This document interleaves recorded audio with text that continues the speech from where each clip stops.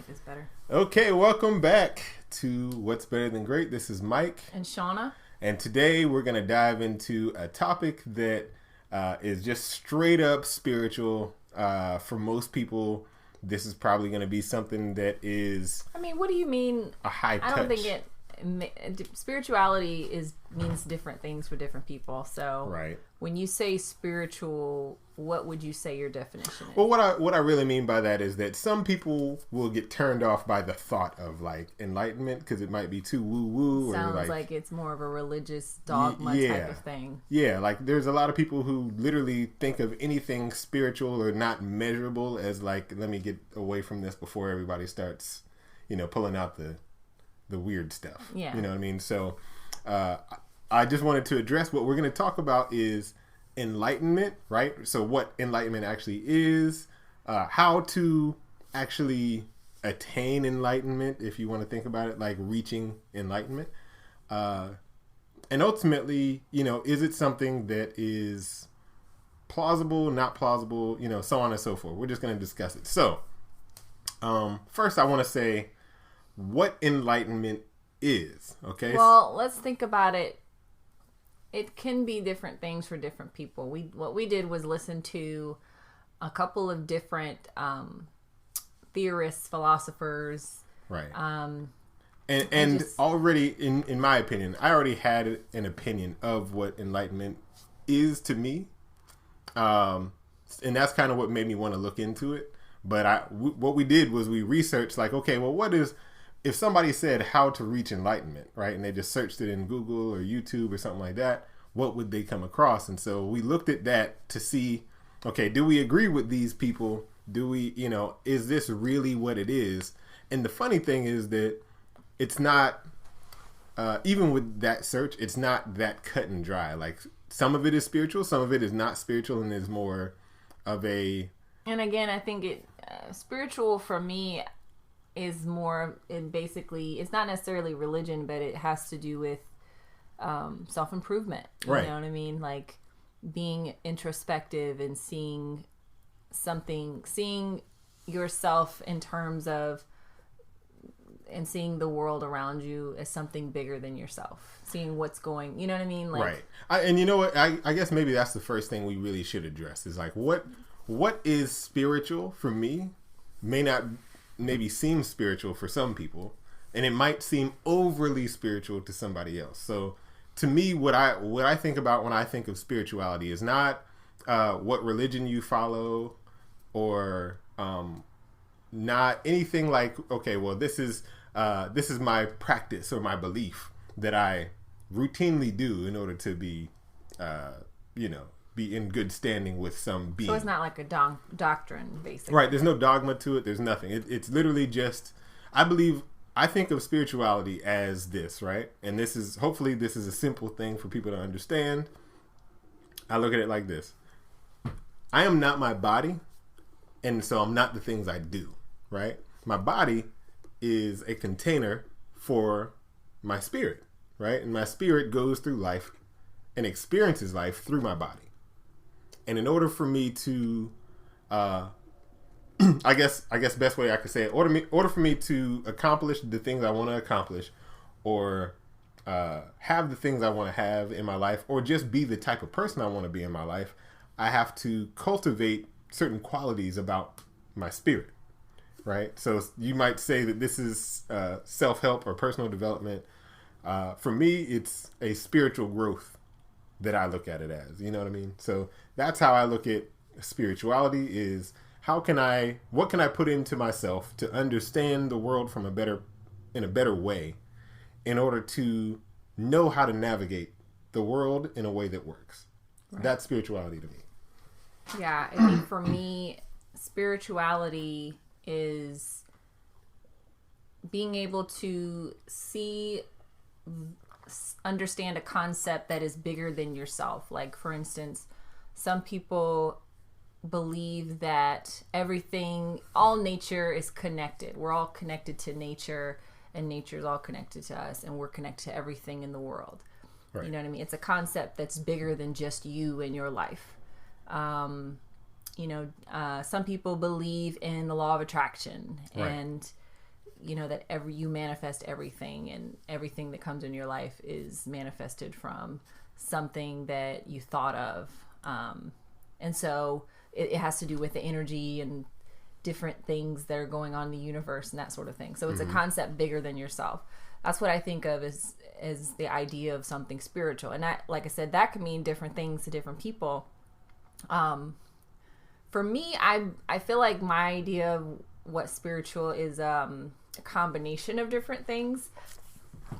I think of it as the idea of I kind of adopt different, I think, ideas from different types of spiritual beliefs, especially like Eastern religions, like the idea of karma and the law of attraction, and Buddhism. So there's different concepts that I believe that I kind of have formed my own idea of what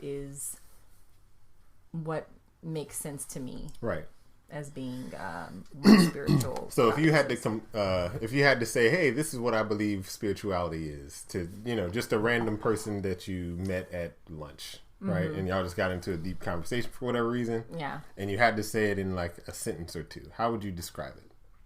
I believe that we are put here on earth by a energy that is bigger than what we could even fathom, to basically get to a point where we are evolving to our greatest potential. Okay. And when we die, I believe in reincarnation. Okay. And we have to, I don't know how to describe it better than this, but we have to make up for the karma that we created in our past life. So we have to make up for that and get to a point where we're evolving to our greatest potential. And once we reach that, then the recycling of our spirit will end, and we'll finally be able to be, at peace with it, whatever that is. I haven't thought about that necessarily, but I think overall the idea is to reach your greatest potential and evolving into enlightenment, basically finding enlightenment. And I think that based on the ideas that we've thought, we've heard and we've listened to with some of these, I don't want to call them philosophers, but just different people who speak on it, let's say, because some of them are going to be seen more religiously, some of them are going to be seen as philosophers, so it's ultimately, they're different people with different opinions. But I would say this is that, especially for the people who are out there hearing this, for me, I don't necessarily look at it from the perspective of karma, but I do believe that there is a system that we already have inherent within us that uses karma, but we would call it reciprocity, right? And I believe that a part of the point of life, whether you have an extra life at the end of this one, or if this is it, right? No matter what, your life is it's a lesson for someone else, right? So if I go and say, I want to start a company, or I want to get married and have a great relationship, if I want to, anything I want to do is going to be something that someone else sees and may be inspired by because of how I do it, or may also be, unfortunately, inspired by the fact that I'm not doing it right, but they just don't understand that it's not being done right. So a part of it to me is I want to leave. So there's a concept that I think about that is, and I can't think of the word, it starts with the S, but it's essentially continuous growth. It's the same thing that I described in the article on What's Better Than Great about Kaizen, but essentially continuous growth is what I'm after, because continuous growth means that I'm constantly improving, and as I'm improving, I'm teaching other people how to improve, and then if they start doing it, they're teaching other people how to improve. So it's almost like a seed becoming a tree and then having seeds, so that's how I look at, I guess, the purpose for me of spirituality is to be the best example that I could be for someone who is in my realm or my sphere of influence.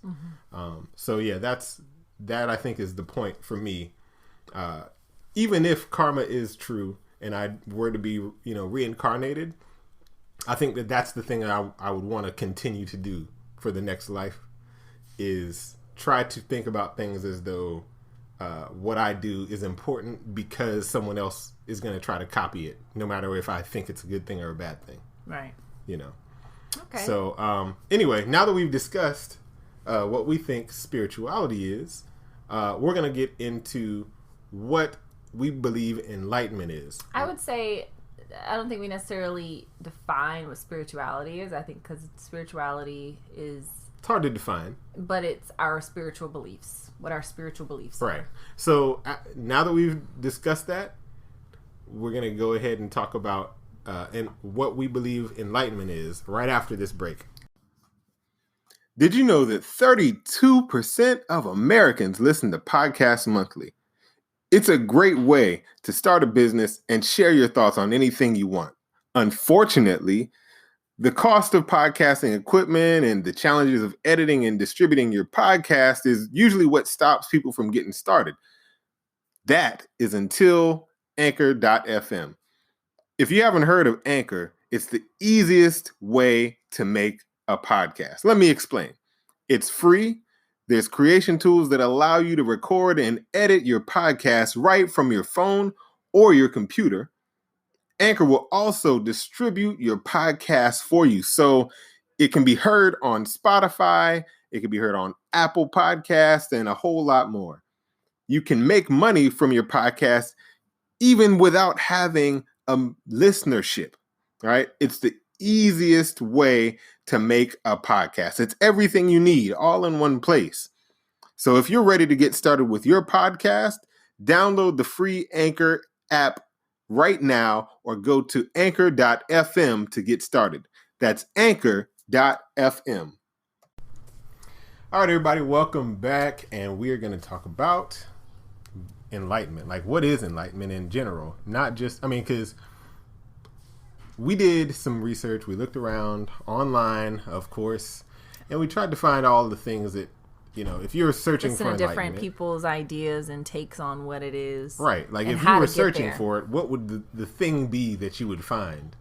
And I got to say, we found some conflicting stuff. We found some stuff that was similar. Yeah. But ultimately, we're going to tell you our take on the research and then kind of give you what we, think about when we say it. So, Shauna, what did you get from the research that we did yesterday? So, the first one we listened to was Eckhart Tolle. Right. And to be honest with you, it was kind of hard to... He's always been somebody that I get what he's saying, but I don't. It's like, I don't know how to really describe it. Right. I don't know if it's because what he's saying it seems a little wordy to me. Okay. So it's kind of difficult for me to describe what he was saying, but I was thinking he talked a lot about the ego and how the ego causes you to feel like you need to attain enlightenment, like you're going from A to B. Right. And what I got from it was that that's your ego. So in order to get to a place where you are enlightened, you have to realize that you're already there. Once you realize that it's not about attaining it. Right. Which is kind of, may seem a little confusing, but it's almost like you have to accept exactly where you are, and where you are in accepting that is enlightenment. It's not about attaining that. So you can't really become enlightened. It's just something that just is. Right. Once you realize that you can't become it. So. And you know what is funny is so this is a part of a concept to me that I think about. It makes me think about essentially, like, if you are trying to become something other than what you are, what most people do is they say, oh, well, or it's not even what you are, but other than how you see yourself, right? And that's really the main thing, is these people who are saying, oh, well, I want to reach enlightenment. According to Eckhart Tolle, he's saying that the first thing that they do is prescribe themselves as not being that already and say that down somewhere in the future, that's where I want to go. Right. And the problem with that is that their only thing is now. Right. That's the only time there is. So for you to say it's somewhere else negates the fact that you can't get there if you aren't there, because there's only now. Right. You get what I'm saying? And so that's a lot of what I got from what he was saying was. So I think his point was with seeing yourself there. That's where I right. And even in saying that, it's like, it's not, you're not starting anything. It's really you're just about self-acceptance, right, and just letting go. Right. Letting go of the idea of becoming enlightened. Right. Because it's not a start to finish. It's, you know what I mean? You're just there. It's a here and now, maybe. So I think what that really reminded me of was a book I was reading about mindfulness, where it talked about the best way to be mindful is to not think about literally what is happening in the present moment, from, whatever you're looking at to how your body feels, your feet on the floor, right, the clothes you have on, and just focusing on that and not thinking about anything in the past, anything in the future. And if you do, always bringing it back to the now, because that's really all you have anyway. And how the disturbance, the anxiety, the depression is caused by not trying to hold on to a past moment, right, or focusing too much on a future moment, because the future moment doesn't even exist. Right.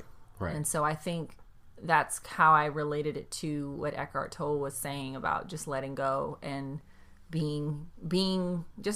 Right. Right. So. And we listened to Eckhart Tolle, and that was a very, for me, I felt like that was it was a good way to start it. And then we listened to, I know I'm going to butcher the name because I don't have it written down, but it's like Sadi Guru or something like that. So he says some things that I felt was, he's always a very mysterious and poetic kind of a speaker. Definitely. He's very eloquent about how he describes things. So right, you got to be paying attention. Right. For real. Yeah. But, listen to him for me he was saying, he gave an example of light and darkness, right? And kind of says like, essentially nothing moves faster than light. And what the problem is that people think of enlightenment as light, right? But the reality of it is that nothing actually moves faster than darkness, because darkness is there. It's constant. There's nothing that, like, the only thing that we perceive is the light. We can't perceive the darkness because even anytime we see, there is light. Right. Even if there's like very, very, very low light, it's a hard thing to really conceptualize 100%. And that's kind of what he was saying, is that you can never really say this is enlightenment, because even saying this is enlightenment, you're talking around the subject of enlightenment, but you're not really hitting the mark. Right. Yeah. So. Yeah, and that was one of the things that made a lot of sense to me, because I was like, well, what does it even mean? Like, nobody's ever really describing it. It's just you can't really describe it. You can only talk around it, because what is it? What does it even mean to be enlightened? Right. You know what I mean? Right. So, people think of it, I guess, as reaching a higher version of yourself. Right. But even in that, is the striving part of it. Thinking about the future instead of thinking about the here and the now. Right. So you're striving for something. So is that enlightenment? To be striving for something. Right. And if that was enlightenment, right? If it was enlightenment to say, I'm going after this thing that is off into the future. And this is something that I'm a very detailed thinker and odd thinker, I guess, sometimes. But for me, I always look at, and this is something I tell people a lot whenever they're sharing their goals with me. If they're telling me a goal, but they don't have a plan of action or something that they can't do to get there. They just know that they want it. It's like, okay, so either you're saying I don't believe I'm going to get it and that's why I want it, or you accept that I just basically have to keep doing these things, and this lifestyle is the lifestyle of it. Right. You get what I'm saying?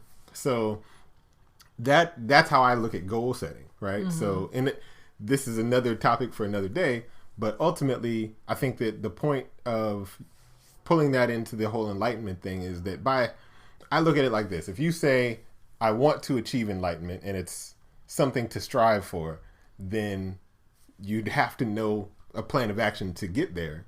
And if you don't have a plan of action to get there, you're admitting that you can't get there. So rather than saying, let me reach it, just accepting like, hey, I am happy. I am a great version of myself. I am who I am made to be. Right. And I love me. Right. And I think that is probably the easiest and closest way to describe what it seems like he's saying is like enlightenment isn't necessarily out there. It's just a being. You are enlightened, but you can't reach enlightenment. Right. Yeah. Yeah, I agree. And I think there's a lot of similarity between Eckhart Tolle and then I can't say his name either. Yeah, it's and we'll leave the link to their their stuff. to their things, their videos. Right. In the information below. Yeah. But, so one more I wanted to talk about is, and this one is a completely, I can't think of the word, but it's non-religious, non-spiritual. This one is Immanuel Kant, right? And Immanuel Kant, for those who don't know, he was a philosopher from like European history that kind of said, okay, well, this is the age of enlightenment. So it's a completely different context of enlightenment, but I felt it was something that is also kind of, he touched on some things that I felt were also kind of good to talk about, because some people are going to have that as their idea of enlightenment as well. And so I kind of wanted to blend these ideas so that you can get an idea of, different ways to look at it. So right. Anyway, there's a link in the description for this too. It's a long read, or not super long, but it's very wordy. It's written Old English style, or not super Old English, but point being is this. What he kind of describes as enlightenment comes from his perspective of the world up to that point, right? And so you kind of have to read it and decipher it and take what you can from it for today, without also taking on all of his beliefs for yourself, right? So for him, he says essentially that enlightenment is having the courage to think for yourself without another person's guidance, right? And so it flies actually in the face of what he was dealing with up to that point, which is religious groups being in charge of everything, right? And they're basically, at that point, the sole power before there's kings and governments and all these other things is, I have to talk to the pastor, I have to read the book, and I have to go, listen to a physician and all these other people. And what they want for me to do is to give them money. They're going to give me rules to follow, and I just follow it, right? And I felt like this was essentially what he's saying is learn to make your own decisions, right? Study the things that you feel are important and get many different avenues to different ways to think about it, so that you can come to your own conclusion without somebody telling you this is right, this is wrong. Right. And if you don't do it like this, then and I think it's interesting that he uses and he talks about it in terms of his experiences with religious dogma. It's almost like and I think a lot of people would think of it as a new way of thinking when you think of enlightenment. Right. It has the connotation of something new. Right. And it makes it, and it almost is like gives the idea of rebellion in a way against going against the grain of religious dogma what he was experiencing at the time, because that was the culture. That was a widely accepted idea of just following what you've been told by your religious leader. Right. You know, so I just thought that was interesting. So yeah, and I think that it's good to really get an understanding of the different ways you can see it, because not everybody is religious, right? And not everybody is spiritual, or at least sees themselves as spiritual, I'll say. And there are some people who will read Immanuel Kant or the other, I guess, European philosophers who talk about enlightenment, and they'll say, hey, I agree with this and not this part of it, because we live in a completely different world than they did, almost because of the fact that they lived in the world that they did. Mm-hmm. And a lot of their work heavily influenced the world that we have in America, how we view the world in America. So yeah, I mean, I think that all three of them, in a way, have similar ideas.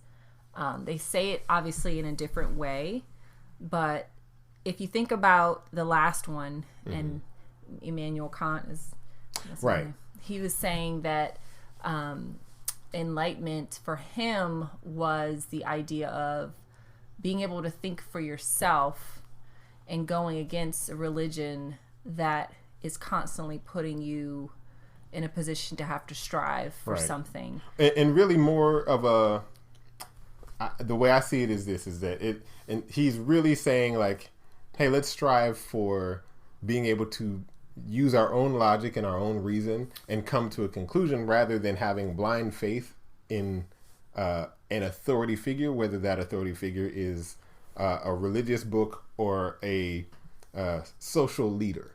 Right. Trusting your own judgment in the moment rather than because a lot of the religions of that time, even obviously what has carried over, especially with Christianity, just these religions that are, you know, obviously they go back, you know, generations. Thousands of years maybe. All of it is about going through something to attain something else. Whereas if you listen to your own reasoning, you're kind of just going, not necessarily by the seat of your pants, but you're, you know, when you think about something, it's in the moment, you know what I mean? And so you're just following your own thought. And I do think that takes a lot of courage to do. And I think it relates a lot with the other two, Eckhart Tolle and then the other guy, because both of them talk about being in the moment. Right. It's all about being in the moment and not thinking of enlightenment as something you have to strive for. Right. It's not some religious idea of going from who you are now to who you can be, because that's all about your ego. So I think it's interesting that they all, to me, have similar ideas. They just say it in different ways. So. Okay. So my opinion about, I guess, the research that we did, is that it all links together. And I feel like that someone who reads one and kind of disregards the rest of it, or someone who watches, you know, let's say Eckhart Tolle or, you know, Sadhguru, if I'm saying that wrong, whatever, it doesn't matter. But if you listen to one and don't really look at the others, right, then how would you come to a conclusion for yourself, other than to just say, well, it's cool, I am who I am, which would essentially be it anyway. Yeah. So yeah, let's what is your opinion, let's say, right? Because we can't really give you the answer of, like, this is what enlightenment is. But what is in your mind, what is your opinion about enlightenment and how you reach it? I don't think it's something you can reach. I think that, and after listening to, you know, a couple of people that are discussing it and seeing the same type of theme in each one, I don't think it's something you really can reach. I think it's something, because how would you describe it? I mean, I don't think there's a way to really describe enlightenment. And similar to what I'm going to say Sadhguru, because that's what you said. Right, okay. You're only really talking around the word. You're never actually talking about it. It's always about becoming or Right. the word, oh, I'm enlightened, but what does that actually really mean? So Right. And just to say I don't it think sounds so like ego driven. yes, it does. It does. So it's like, I don't think it's something that, it's not that you can't be enlightened. I don't think it's something that you can become, meaning that you can't build up to being this. You know what I mean? I think it's just something that you get to without the idea of trying to get to Right. it. You know what I mean? So, and I think that it has to do with recognizing your ego. And I don't think there's really such thing as dropping the ego. The only time you can actually drop it is when you recognize it. Right. I agree. I think, well, I would say this. My opinion about enlightenment is one that is obviously a little bit mixed, right? So I'm somebody who believes that you should constantly be improving. But I don't believe that the goal of constant improvement is to gain something. I think that it's, kind of like, okay, well, you are who you are, right? And so if I were going to say what enlightenment is, I would say what isn't enlightenment, I guess, in a way. It's like, you don't really know. Like you said, you can't, the word itself doesn't contain the definition. So if it doesn't contain the definition, what are we actually talking about? It could be anything. It could literally be like,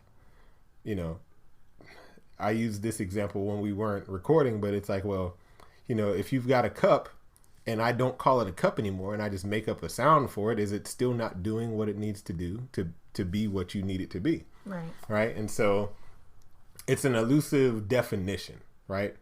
But my belief of how you would reach enlightenment is one that's kind of going to fly in the face of what I just said. But I think that ultimately the starting point is this. You need to fully accept yourself for who you are and where you are right this moment, which is about being in the present moment and accepting, not trying to get somewhere, not trying to achieve something to gain status or to gain a worthiness about yourself. Because you haven't. This is what I believe, right? You're not flawed. If you were flawed, then not to be morbid, but your body would have rejected you a long time ago. That's probably the most safe way to say it. Flawed things don't survive. So if you are surviving and thriving, right, in terms of life, right, if you're not sick or ill or what have you, then your body is working the way that it needs to continue, right? So what you do from there is not moving you forward to enlightenment, right? From this moment forward, you are accepting where you are, whatever that may be, even if you're not healthy. And I think that that's the closest that you can get to really feeling like you've got it, right? And then from there, for me, what I feel like is important is not, this isn't enlightenment, but this is what keeps you in the now to me, right? And this is what helps me. It may not be the same for everybody. I believe in constant improvement. So for me, that means learning, right? That means growing, right? Because a seed is a seed, right? But a seed also is potentially a tree.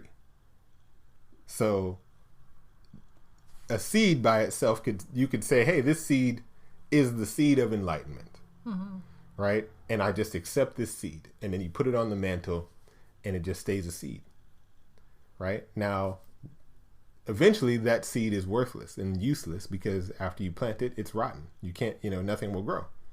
So, if you say this is a seed, and this seed is enlightenment, and I'm going to plant the seed and water it, right? You have a tree after however long, right? And that tree is no different from the seed, right? It's not better because it grew, but it is reaching for its potential.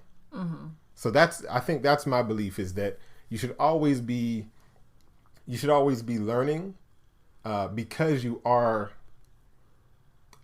going to be somebody's role model, right. whether you think about it or not. Anything you do can be seen as a role model, right? And so I think that's a part of it that maybe isn't. It's more of the Immanuel Kant part of it than the Eckhart Tolle part of it. But be in the now, yes, right? Understand that you are at your greatest in terms of enlightenment by just accepting who you are. And then anything that piques your interest, anything that makes you curious, study it, research it, learn it, and devour it, because you don't know why you're curious, right? We don't know why. I don't know why, for me, business turns me on, but it doesn't make Shauna like sit on the edge of her chair, right? But that, to me, indicates purpose. So by studying the things that grab your curiosity or make you excited to learn, you're moving forward in your purpose so that other people can grow from you. So, yeah, that is what I believe about how to reach, I won't call it enlightenment, how to be enlightened and how to grow and stay enlightened. All right. So thank you guys for tuning in. If you guys want to leave your opinion or your comments, be sure to check us out. We have a Facebook page and an Instagram page. It's at What's Better Than Great, or at What's Better Than Great podcast on Facebook. And you can also just find us on our blog. We have lots of great content, what'sbetterthangreat.com. Just reach out to us, or just say hello, leave us a question, and we can contact and communicate with you there. You want to say anything? No. Okay, great. So thanks for tuning in. We'll talk to you guys next time. All right, bye.